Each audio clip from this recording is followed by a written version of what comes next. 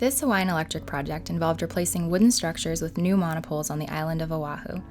The line had experienced outages due to inadequate structure spacing, and the installation of new structures would resolve this. Crux installed 13 foundations over 2 phases, with the first phase including 9 foundations in 2 separate locations. Crux was chosen for this work because of our extensive experience working in and around congested power lines and difficult access sites. The project featured mountainous terrain, steep slopes, and high elevations.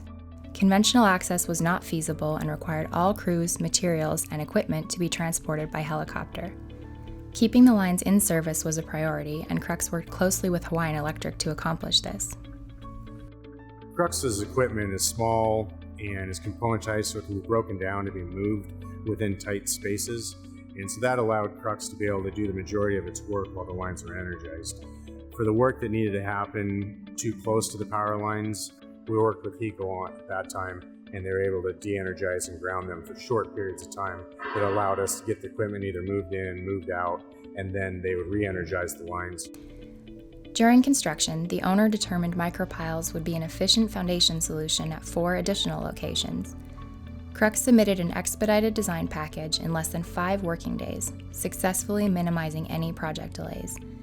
As was the case for the original scope, design and construction at these 4 locations had to accommodate all project challenges.